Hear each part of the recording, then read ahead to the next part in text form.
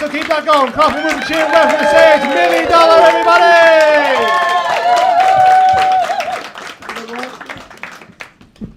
Hello. Oh, that's nice, isn't it? So, I have OCD. Yeah, I know. That's kind of the reaction I expected. But it's probably not the kind you're thinking of. Although I do enjoy watching cleaning and organising programs like they're porn. Like watching two middle-aged women putting things into clear plastic boxes like, oh yes, you can see everything in its correct place. The type of OCD I have is intrusive thoughts. Okay, so everyone has these kind of thoughts to a degree. It's to give you an example, it's like when you stood on a train platform and you just get the urge to push someone in front of the train. Yeah, we all get this. Like the French call this l'appel du vide, the call of the void. But for me, I live in the void. So when I meet someone new, I usually get like this little voice in the back of my head that says, what would happen if we just punch them in the face right now? Is there a way of talking out of just punching someone for no reason? Like, do you ever get these kind of thoughts? Yeah. He gets it, yeah. You get it. But this probably sounds like an inconvenience at best, all right? But most of my intrusive thoughts are actually sexual. Oh, thanks.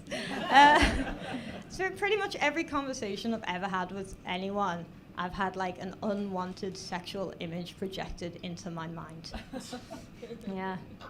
Now some of the guys in here are like, that sounds like every conversation I've ever had. Do you understand how distressing family gatherings are for me? It really winds me up when people say to me, oh, I have OCD, I like things to be neat and tidy and clean, I have to wash my hands. Have you ever had the completely unwanted, unshakable thought of sucking your dad's dick? You think that joke is bad? My dad is actually here tonight. Of course, I would never do these things. They're completely unwanted, intrusive thoughts, all right? They're compulsive. That's where the name comes from. But there are people out there in the world who have these kind of thoughts and follow them. We call these people serial killers. Can you imagine if Marie Kondo was around at the same time as Ted Bundy? He might have killed a lot less people if he found it did not, in fact, spark joy. I know my people, when they laugh at that joke, you're like, yes, I have sparked joy and also enjoy true crime.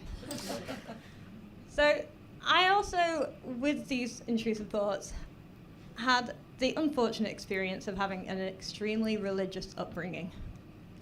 So, of course, the only logical conclusion I could come up with was that the devil was in my head.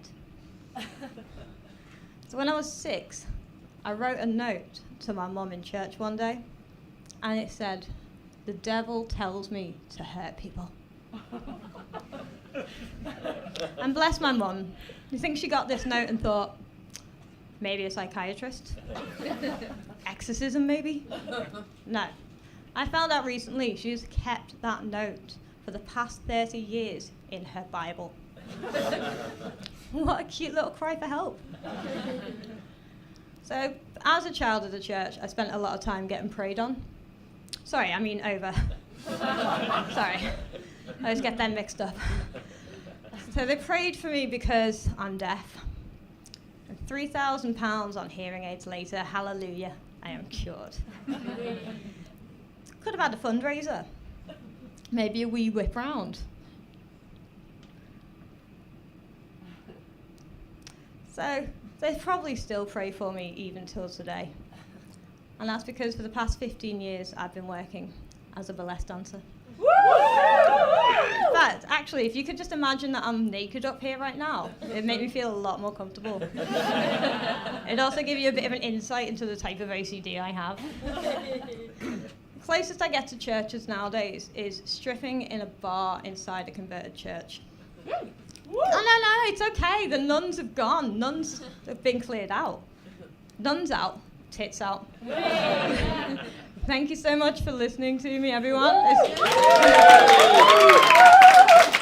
This has been my 2-week stand-up anniversary, and the first time I've told that joke in front of my dad. So.